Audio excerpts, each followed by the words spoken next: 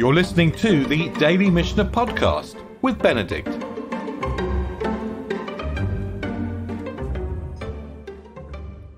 So we're in the middle of the 8th chapter.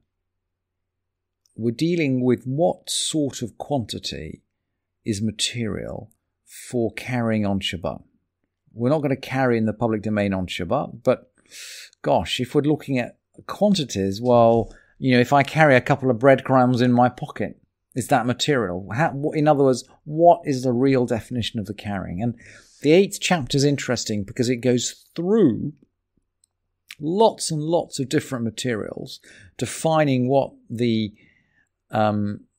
a critical mass for carrying on Shabbat. And we learnt about rope, we learnt about reeds, we learnt about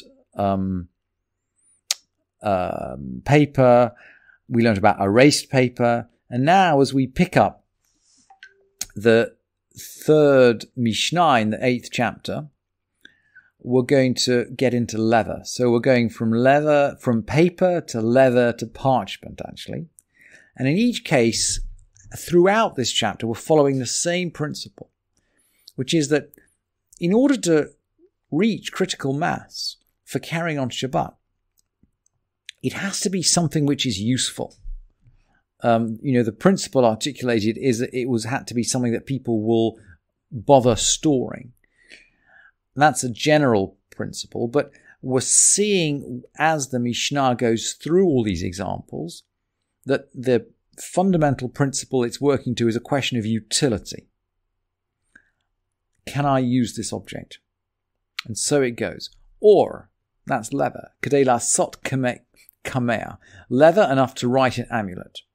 Cloth, that's parchment. Kedei lichtov alav parsha ketana sheb'tiflin. Parchment, the minimal quantity is what you could write the short passage of the tefillin in, which is Shema Yisrael. Dio, ink. Lichtov shtei otiyot. Maybe that's related, by the way, to the fact that writing 2 letters on Shabbat is essentially the defining, it's the definition of the av malacha, the archetypal labor of Shabbat. I remember I gave the example actually of joining 2 boards together, and Rabbi Hertzfeld commented on text. I didn't have time to look at this during the meeting, but he said, Rabbi Hertzfeld commented, and this is quite right, that once you've written 2 letters, you've written a word. So, for example, yad is a word with 2 letters. Yes, if you've got ink to write 2 letters, you can write a word. Whereas I can't think of any word that only has 1 letter. Kachol is blue in modern Hebrew, but it's eyeshadow. Kachol is eyeshadow. Well, what's the minimal quantity of eyeshadow? Well, according to the Mishnah, kedei lichrol ein echat, in order to make to decorate one eye, to blue out one eye. Why are we going to blue out just one eye? Well, apparently there were very modest people in those days who used to go out veiled, and they would cover one eye. And by the way, I've seen a reference to this, in fact, in halachic literature describing a woman taking an aliyah from the women's gallery of a shul in Morocco. And this letter describes a woman coming down from the women's gallery, but with her face completely veiled. And then she'd approach the men, she'd go through the men's section and take an aliyah. So eyeshadow for one eye. Glue, devek, kedeli ten barosh hashav shevet. Glue for putting on top of a small twig. This seems to be something to do with hunting birds. At least that's how the commentators explain it. If you were a bird hunter, you might put glue onto the top of a twig or on top of a board on top of a twig, and then you hope that the birds will jump on it and get stuck.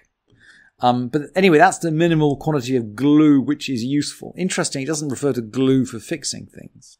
But when we get on to pitch and sulfur, zephet, vigofrit, kedei lasot nekev, to make a small hole. And the Mishnah clearly is talking here about fixing a small hole. It's not talking about making a small hole. And in the same line, clay for wax for putting it over a small hole. And then charsit kedei la'asot pikur sheltzor fezahav, clay for making a hole in a gold refiner's pot. And again, I think we're talking about covering up the hole, covering up a hole in a gold refiner's pot, rather than actually making the hole. And Rabbi Yudas says making it something called a pit put, which is, I think is translated as a tripod's leg, but I'm not sure about that. Bran. Now, we've seen bran before in the definitions of something which is not food. Remember when we learnt about the quantity of food that is critical for carrying on Shabbat, we said it does not include bran, and the subin is mentioned there.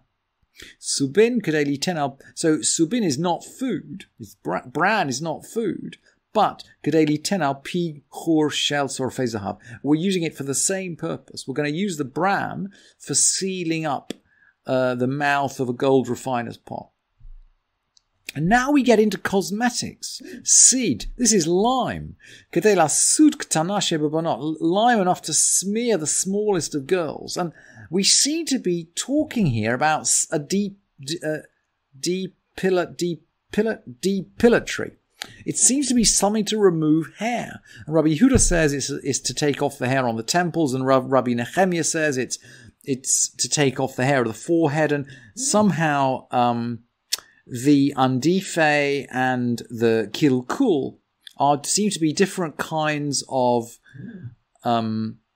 definitions, different kind of curls, different sorts of hair people would have, and they'd use a depilatory on it. And then Adama, earth. Why would you need earth? Kechotem hamartzufim. Earth for a seal on a merchandise bag, according to Rabbi Akiva. And the sages say, Kechotem ha'igrot. The sages say for a seal on a letter. And by the way, as we get further now into this chapter, we see a series of arguments between Rabbi Akiva and the Chachamim. Perhaps, there is a commentator who suggests, look, at the beginning of the chapter, the editors didn't want to confuse us too much with dialectic, but now we're getting towards the end of the chapter, we'll see this argument play out again and again. Zevel, v'chol dak, manure or thin sand for kedei lazavel kelach shel kruv, to fertilize a cabbage stalk, according to Rabbi Akiva. And the sages say, okay, to fertilize a leek, a kresha is a leek, and I don't know whether Rabbi Akiva or whether the sages are stricter or more lenient. I'm not sure which is a larger quantity of manure. And then that's a leek is smaller than cabbage. Ah, thank you. A leek is smaller than a cabbage. So Rabbi Akiva is makil, actually, in terms of what he says we can. The sages are stricter in terms of what we carry on Shabbat. Thank you. So that's thin sand. Well, thick sand. Okay, we'd use thick sand to make as a building, to mix with plaster to make mortar. Chol hagas kedei liten al melo chafsid. Thick sand, as much as you'd put on a full plaster trowel. And kaneh kedei lasot kulmos. So a reed, as much reed as you could make a pen out of. Okay, what if it was the kind of reed that you couldn't make a pen out of? So, if the reed isn't suitable to make a pen, what else could we do with it? Well, maybe we could sort of pile it up and crush it and light it and cook with it. Maybe we could use reeds as fuel if they are not of sufficient quality to make a pen out of them. And so the Mishnah is going to tell us, Ve'im haya av or murusam kedei levashel bo beitza kala shebeitzim. Enough. How much is a critical mass quantity? Well, as much as you'd require to cook the lightest of eggs. Trufa utnutna va'il pas, beaten up and placed into a stew pot. So that's the end of the 5th Mishnah, and then we will continue with these examples till the end of the chapter, end of the 8th chapter. We have 2 more Mishnayot in the 8th chapter, and then the Mishnah is going to take a sudden diversion before coming back to more of these examples at the end of the 9th chapter. Thank you for listening to this edition of the Daily Mishnah Podcast with Benedict.